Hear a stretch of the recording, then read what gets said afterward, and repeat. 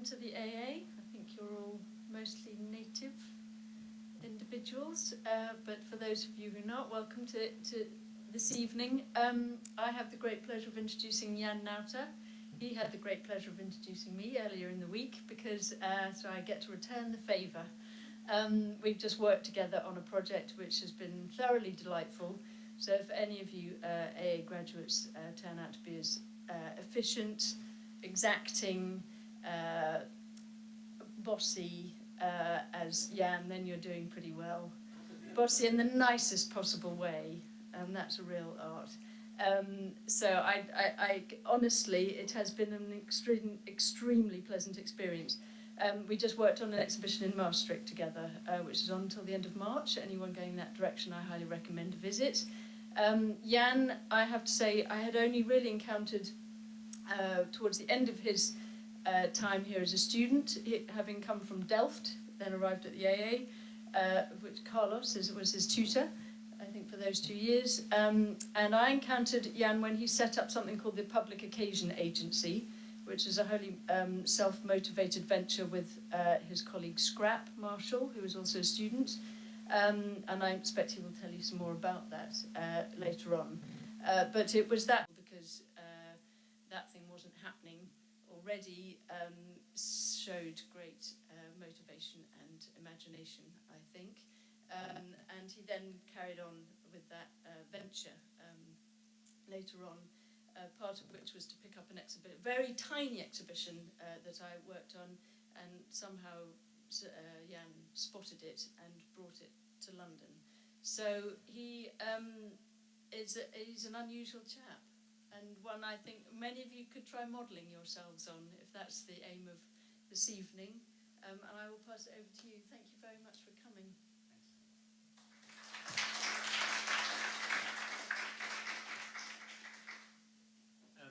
Thank you, Sam. So yes, my name is Jan Nauta, and I graduated here in 2011. I find it very daunting to give a lecture here. It feels really early days. So this will by no means be an attempt to show some sort of oeuvre or a highly edited version of what I think architecture should be. Rather, I will try to discuss my process of acclimatizing to the, say, real world through some of the projects that I've undertaken in the last 3 years. So to me, architecture is still very much a question. I don't think I have an architectural doctrine, but rather an appetite for change, a curious mind, and a toolbox of references. So my architectural interest tends towards the real, and by that I mean the actual forces that shape the city and its architecture. So before I delve into it, and Sam already mentioned this, I thought it would be sensible to give you an idea of where I'm coming from. It's probably worth mentioning that during my last 2 years at the AA, I was involved in the Public Occasion Agency with Scrap Marshall.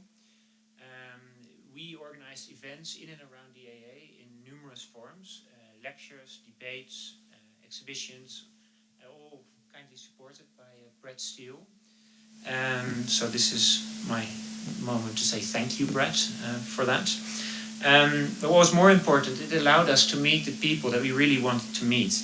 And then in the diploma school, I spent both years in Diploma 10 under the direction of Carlos Brandt, and concluded with a thesis that experimented with the idea of curating an urban proposal in Whitechapel.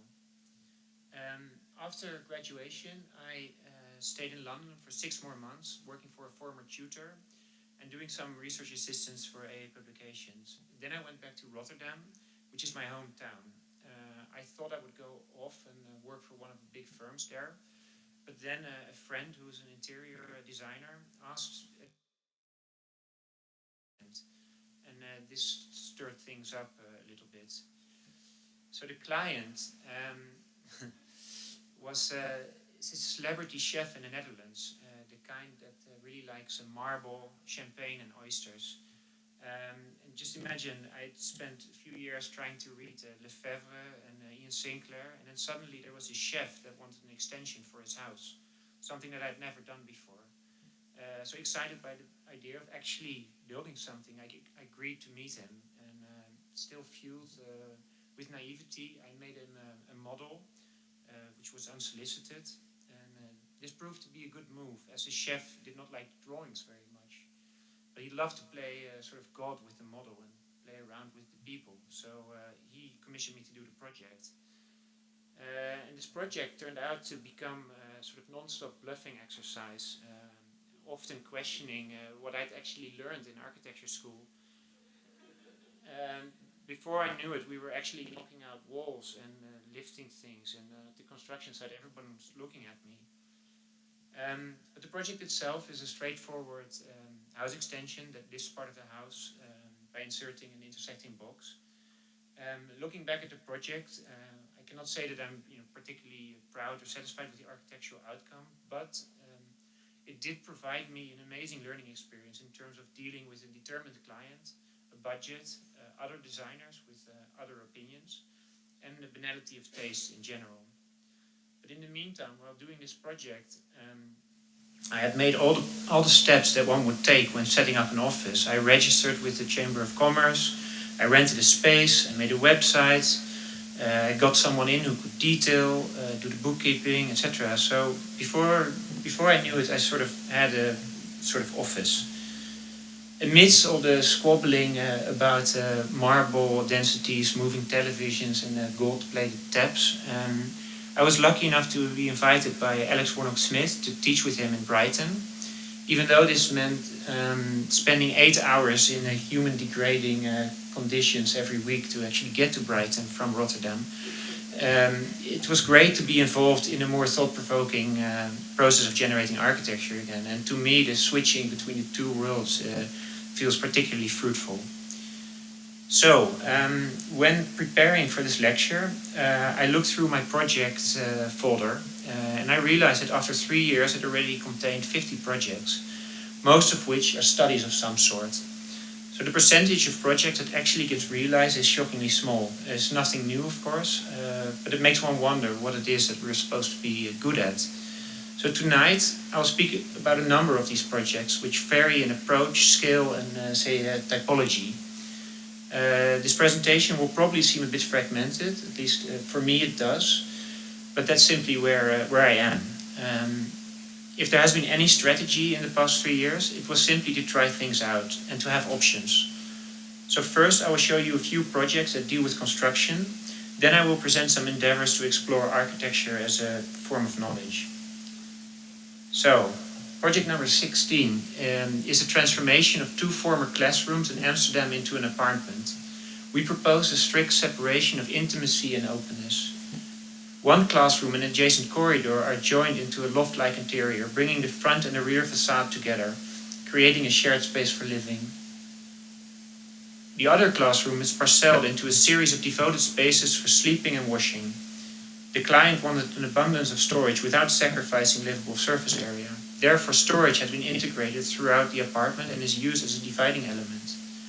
The apartment is made with an integrated language of form and material. For example, we used a high-tech epoxy resin technique to connect vertical and horizontal planes seamlessly, providing material continuity.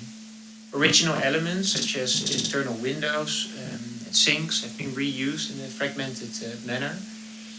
And lastly, the views of the green surroundings are framed from spaces such as the bathroom, bed and toilet. So basically this is a transformation project where we had control over interior detailing. The next project that I would like to show is number 30, which is the design of a private house on the island of Walcheren in the south of the Netherlands. And this is located in the middle of a beautiful forest which borders the sea. We got in touch with the clients, which are 3 brothers, after a failed project for one of them in France. That project was number 28. And the brothers had already invited 5 other architects to come up with sketch proposals. We were number 6, and we only had a week to come up with a proposal. And in this week, we found out that due to a municipal error, the client was assigned a very small plot of land, 150 square meters, for a very big house, 1,500 cubic meters. So this would imply building a 3-story house, something that we actually wanted to avoid. So instead, we proposed to enlarge the plot to try to enlarge the plot in order to facilitate a more fragmented and low-lying architecture, which nature could take over easily. The brothers, they liked this idea and eventually commissioned us to design their house. But then we found out highly organized and planned in the Netherlands is a matter of national concern. Even though the local planning authority agreed with our argument not to build a 3-story flat on a tiny plot, this project turned out to be a year-long exercise of diplomacy, revealing a complex web of stakeholders, from environmental agencies to the sewage company, and from local inhabitants to conservationist parties. The house itself consists of 5 dissimilar volumes, 2 of which are renovated shacks, the dark ones. The others are newly built. Together they produce a fragmented and low-lying ensemble with an open courtyard as its nucleus. The sleeping building contains 2 stories and is half sunken into the ground. Situated on the tree line, the bedrooms look straight into the forest. The social building is located at ground level and houses the kitchen, dining room, fireplace and game room. A series of view lines and windows create connective instances between inside and outside. A colonnade links the 2 buildings and defines the courtyard. The former sheds are transformed into a sauna and into a bedroom. So with its fragmented and low-lying configuration, the house tries to be submissive to the beautiful surroundings. So last week we received good news. This is like the state newspaper of the Netherlands. We've finally been given planning consent. So the construction of this thing will actually start by the end of the month. And we spent probably about a month and a half on design and at least 18 months on just sort of administration and visits to the municipality. And the slowness of this process is really overwhelming. Last thing worth mentioning about this project is that it's being built for €1,300 per square meter, which is roughly £1,000. So project number 46 is what we're currently working on, and I'll be very brief. It's a former shipyard, especially built for the making of the famous Groene Draak, the sailing yacht of the Dutch Queen, and it's currently being transformed into office space. We designed the ground floor as an office for a young digital innovation company, which at the moment seems to grow like cabbage. But growth, especially in the digital age, is difficult to predict. Therefore, we proposed them a tactic to anticipate this uncertainty. So we applied a strict compartmentalization of their activities in order to prevent saturation and eventual loss of quality in the shared spaces. So flexibility for these programs is divided between 3 zones, creating concentrations rather than spillovers.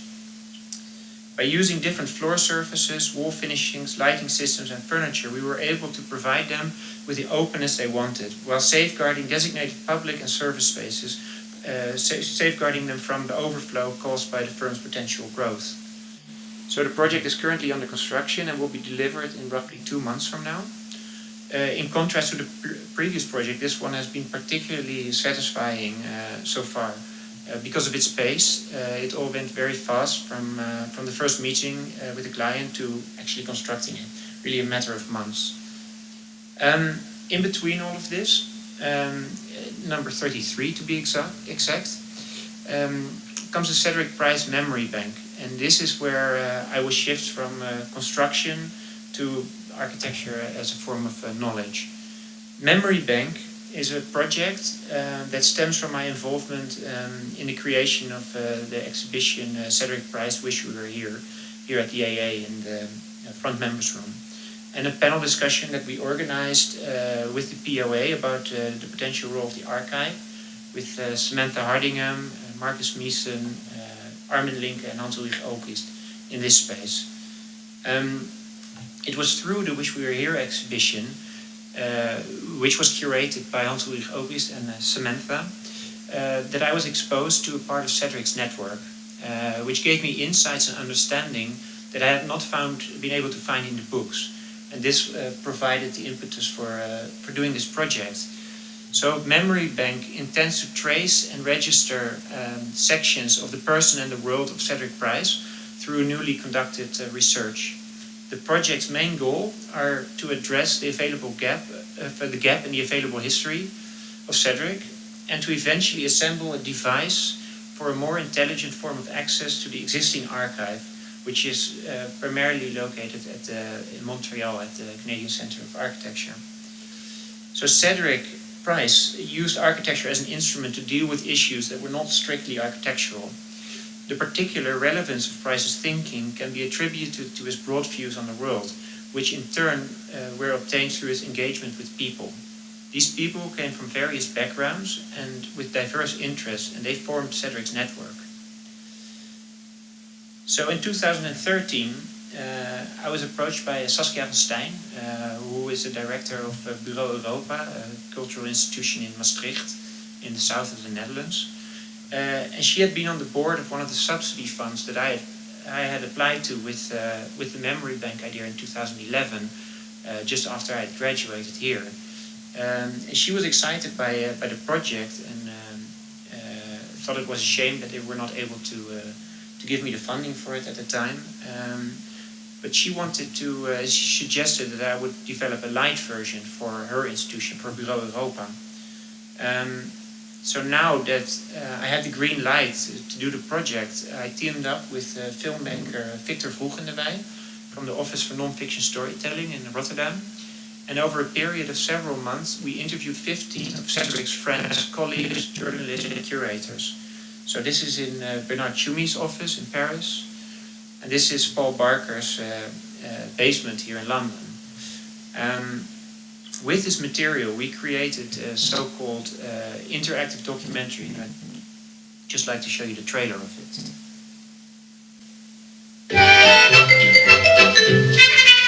He was no doubt a star. He was unique. I mean, unique even to look at. For Cedric, aesthetics came from a way of thinking. Trying to construct architecture as a philosophical endeavor.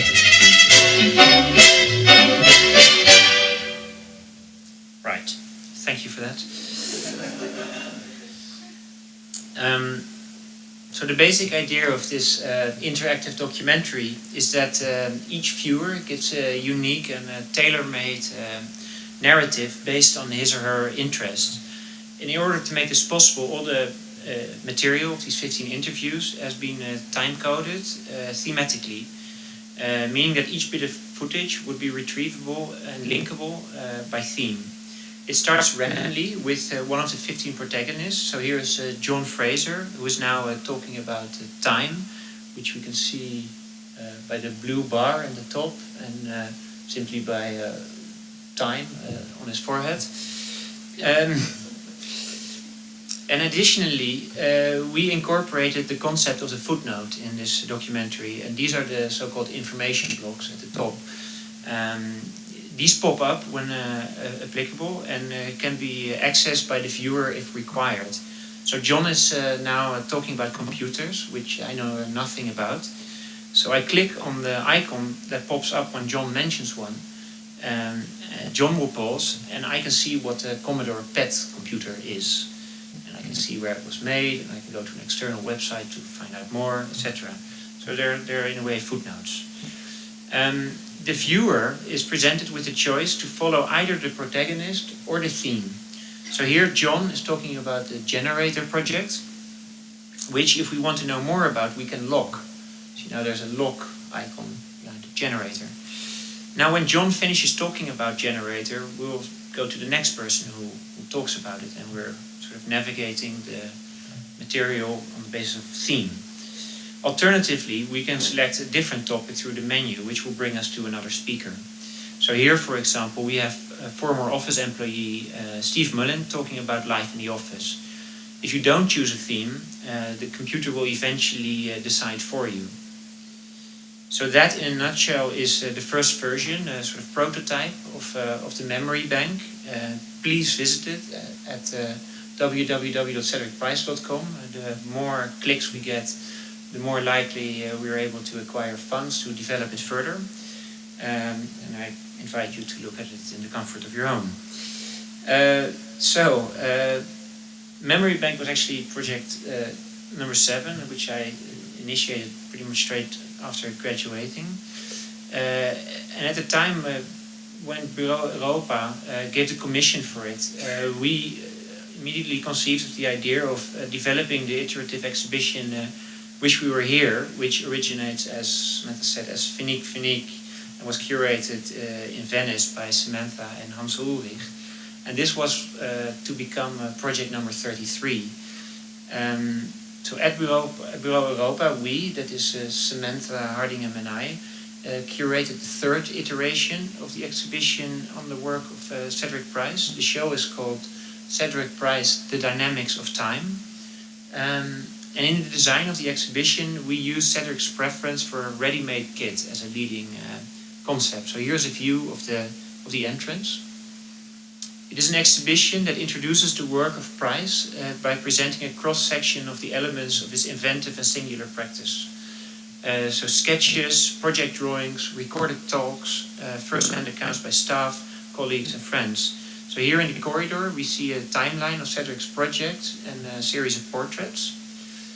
In the main space, a selection of projects present his innovative models for industry, education, government, tourism, ecology and the house.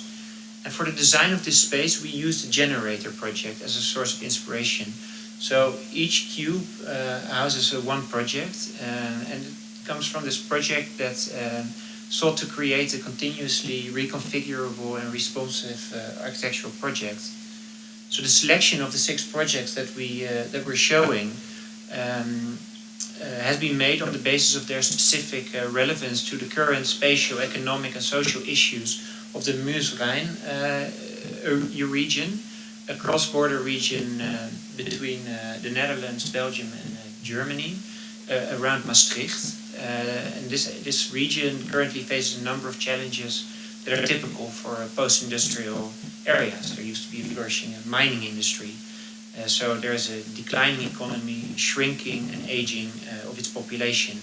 And here we're looking at photographic work by a Dutch photographer, Ralph Kamena, in which he investigates these themes in the area. To bridge the projects that we're showing to the present, we have added a contextual layer to each one of them. So, for example, here on the wall, we see a photographic work by the Dutch photographer Bas Prinsen. He investigates the effects of time on the Medley transfer area in the Pottery Thinkbelt site in North Staffordshire. For the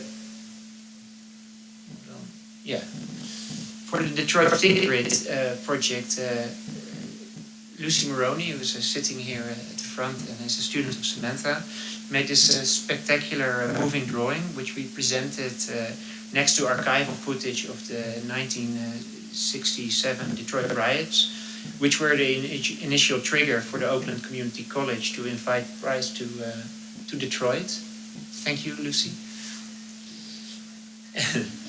And then students from the Maastricht Academy of Architecture, Roy Ruigt and Linda Robben, made this amazing model of the House for Sale project, one of Cedric's many projects that were never realized.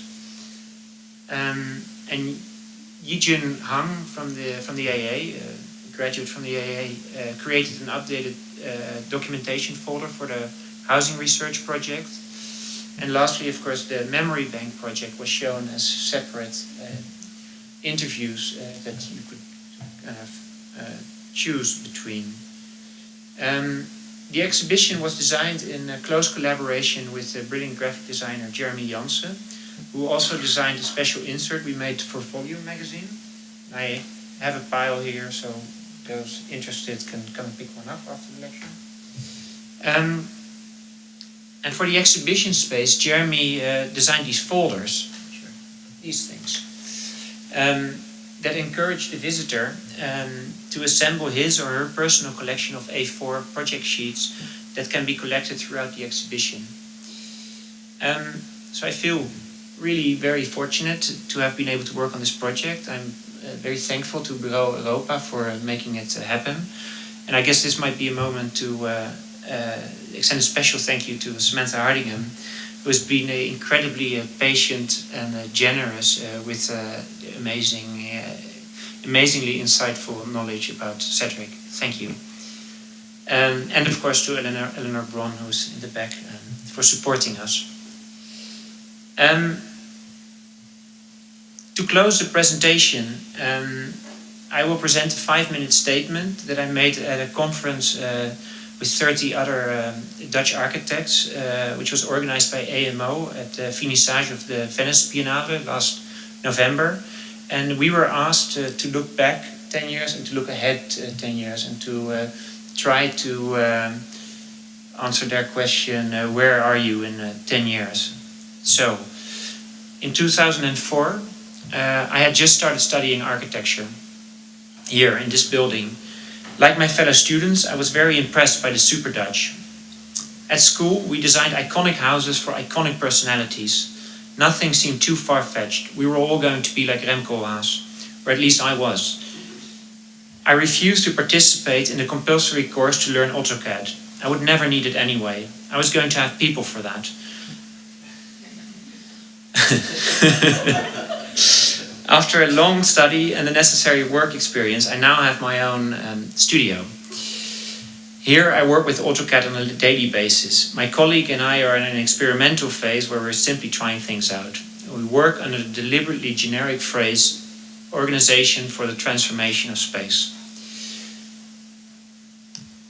We make exhibitions, working on a documentary, we're building here and there, we write, we edit, we teach, and we organize public events. We take on what we can, and sometimes we say no.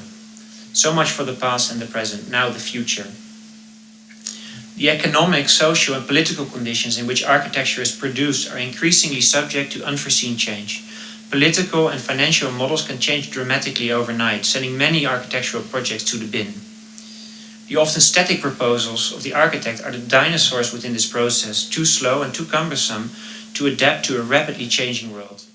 An example of this is the recent Guggenheim competition, for which the architect produced 6,860 A1 panels, which is 5 kilometers of renderings and 5,000 months of work. All of this was invested in a static design for a brief that's very likely to change. So unlike traditional architectural manifestos, we propose no aesthetic preference or architectural doctrine. Instead, we think that today our strengths and our weaknesses are more likely to be found by looking at our process. We see the architect as an external agent who can implement change. Also, we will try to learn from reality. Consultants are increasingly found in places where we, architects, would like to be. The process of global consultants is an increasingly dominant model for decision making. From the Olympics to the train company to the regional hospital. In business environments, external consultants are increasingly called in to bring about change.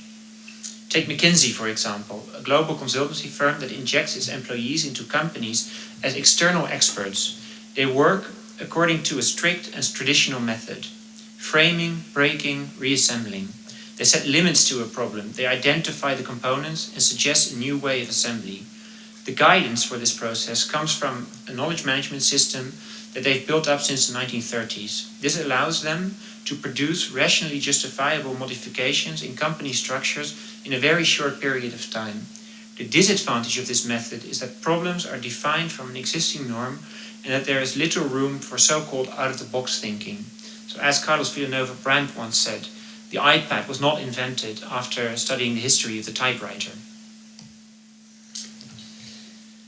The true potential of the architect as an agent of change lies in the ability to create new relationships that lie outside the range of contextual optimization. Cedric Price demonstrates such thinking. In March 2001, the deserted Russian space station Mir was making its very last journey to Earth. Boosted by rockets, it was carefully aimed at a safe watery grave in the Pacific Ocean.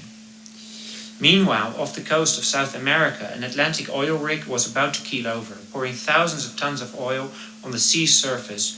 The accuracy of Mir's landing was superb, and the oil rig's disaster inevitable. Had Russia positioned the Mir to land on top of the sinking oil rig, one ocean would have been saved from further pollution, one nation's superb skill be recognized, international cooperation reinforced, and the entire world's thanks be given. So we advocate that we, as architects, must learn to better understand our potential added value in a climate of measurable results and spreadsheets.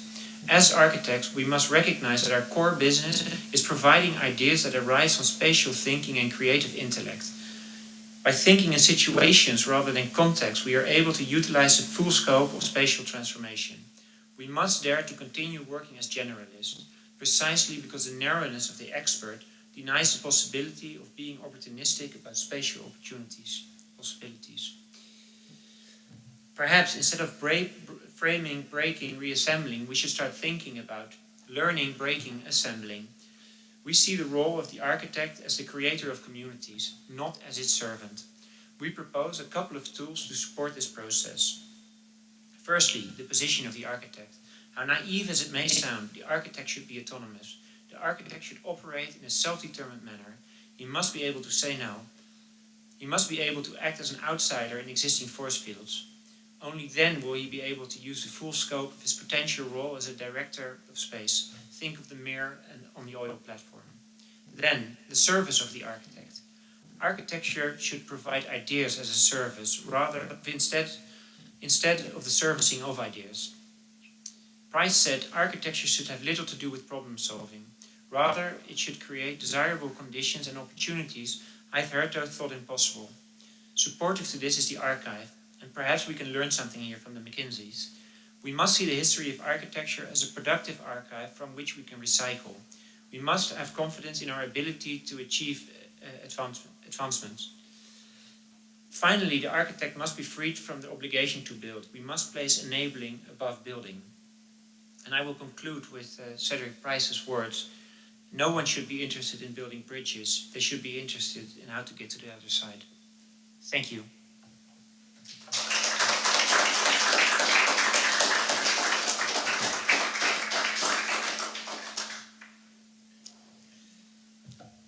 Are there...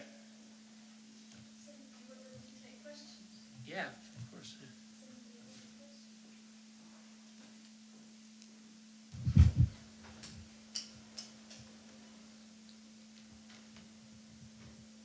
Or comments? Hi. Hi. Go ahead. I was just curious to know how you got involved.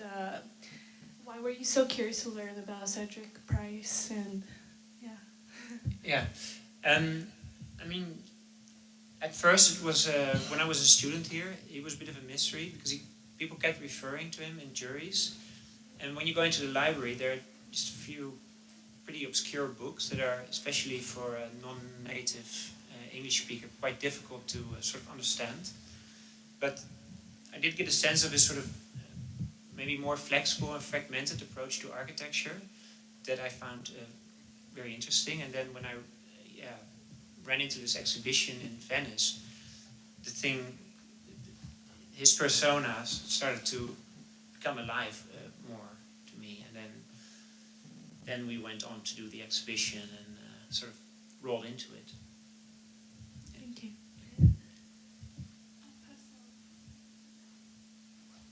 Thanks. I was going to ask something quite similar, actually.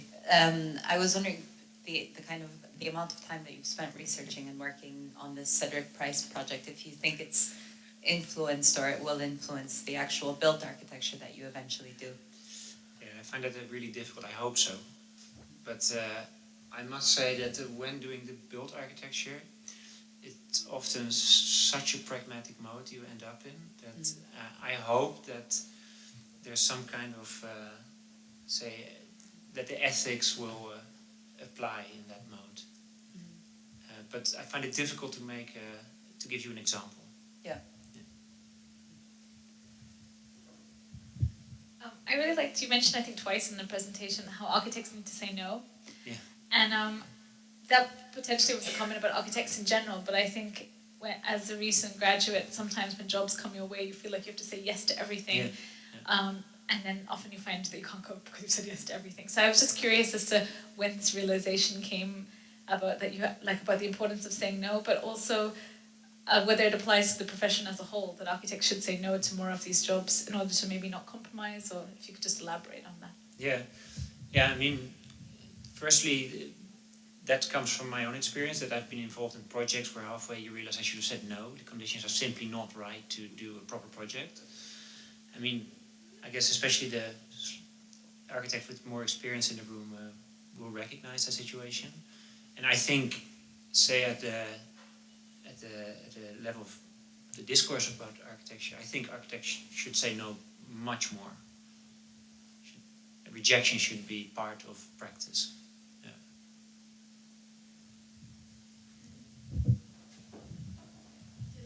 Just to follow on that question, how do you think, given time is one way of learning how to say no, but what are the other things that sort of factor into that, do you think? Sorry? What are the time I experience is something that helps you learn to know when you want to say no. But in terms of the at this point in your career, how do you know when to say no?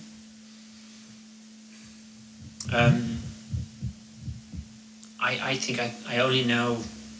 I've sort of experienced that there's an incredible need to think ahead and to make a judgment about the people or the organizations that you're going to be involved with, and because it all seems very jolly at the beginning, but you almost have to go into the sort of worst case scenario before deciding if you want to do a project.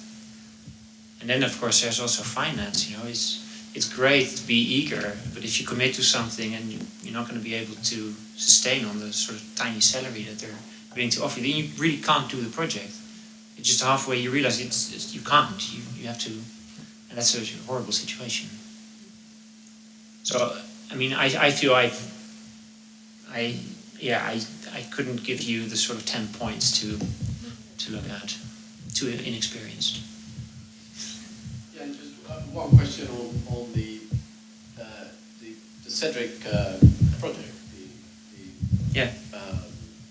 The website has certain ordering structures and possibilities of choice, which seem to be quite interesting, and it's quite nice to experience it and also to see it described with its possibilities. Yeah, as it happens. Do you think you might experiment with something like that, which is more spatial, because you seem to control the space of that, and I think you're going back historically as well, which is interesting. So you've taken these characters that you've interviewed, myself included. We were talking about someone who's no longer here, about the history that you're also recording elsewhere. It seems to me that it's a wonderful model that actually looks at the back, towards the past, at the present and the future, and it's interactive. Do you think that's something that might be possible to do spatially one day? Is that part of your future agenda? Yeah, I would gladly say yes, but I mean, I will not go into speculating about it, but I mean, in terms of what I would really like to develop further in this memory bank project is to make a link between this project and, say, the physical archive, which is actually allocated in space. And I think there's a great potential to use such a device to navigate that. But you know, now we're talking about the archive, but it might be something which is even more spatial. But what that exactly is, I will leave in the middle for now. No, I think it's interesting because you say that the future may not all be built. Yeah, well. So it's whether I think the indications of the work you showed today could be a combination of both, and that's very exciting. Yeah, I hope so.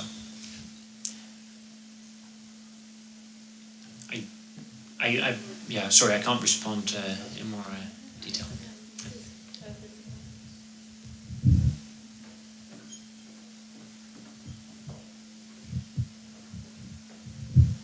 Hello, thanks for the lecture.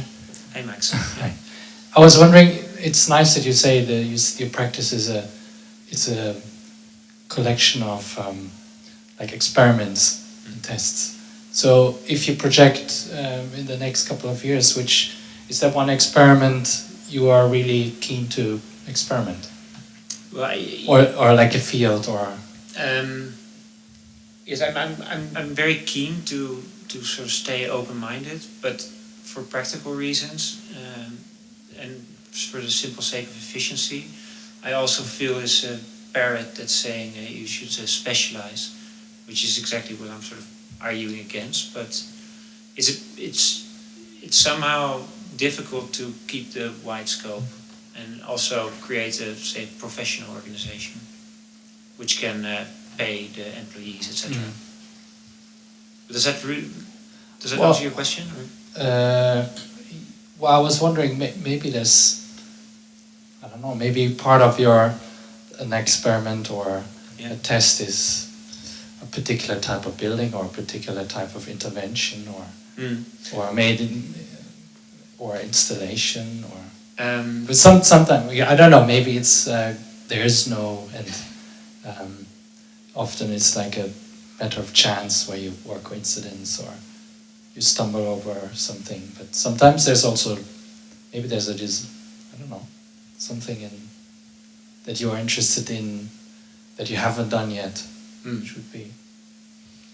Well, of course, there are many things that I haven't done yet, and there are many things that I am excited about. I mean, in terms of the actual building activities, I mean, it's great to be involved with physicality, but it's also very disappointing that it only happens for private clients with a lot of money. I mean, I'd love to do public building, and I'm talking about sort of dreams. But on the other side, things that are maybe a bit more in line with the stuff that I showed is one thing that I'd really like to pursue is how do we access these the archive, the history of architecture through new work, through project that you can design.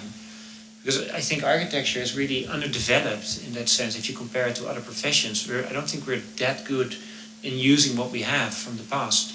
I mean, we all do history theories and write pretentious essays, but we don't really assemble a sort of a usable toolbox based on all the projects that have been done. And I think I think there's a great potential there, and I'd like to experiment with that. And I think that's in line.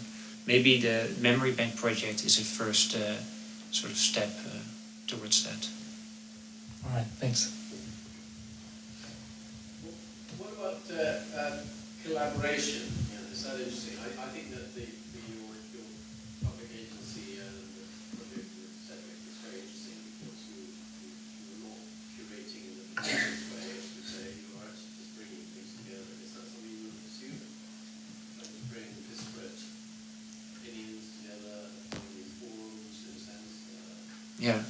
No, it is something I want to pursue, but I think it's extremely important to, as you already hinted, to strip it from the sort of pretension of the sort of curator that we have today. I think assembling bits can be extremely productive, and sometimes it's just obvious that you can do a project in that way. So yes, a collaboration for me is a fruitful mode of production. Might it be applied to design? I would hope so. I mean, I guess the diploma project was in some way a first experiment with that. Rather than designing physical space, you actually bring institutions and spaces together. So yeah, I think it might be applied to design. And I think you already, you demonstrate very clearly in your house project, the house in the beginning, Yeah. that it's not, the process is not quite as it seems. No. It's implicit in that is a kind of collaboration, or certainly cooperation of parties. Very quickly.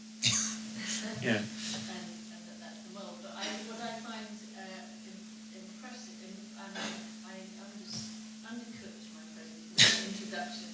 I think what I find incredibly impressive about the way you work is that you seem to know how to use, I think you said 18 months of going in the ministry and back in, but to work on other aspects of the project, and they are all part of the same project, I think, in your practice, which I think is a really very light-footed and also very gymnastic way to proceed. And I think that's what a practice has to be able to do, actually, be able to, and you're picking up the use of media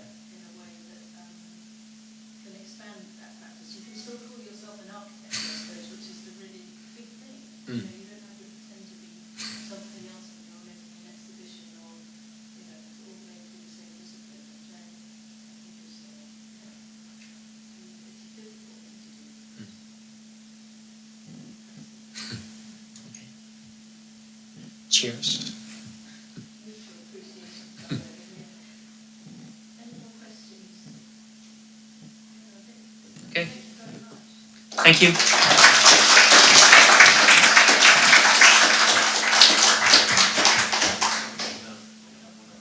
Yeah.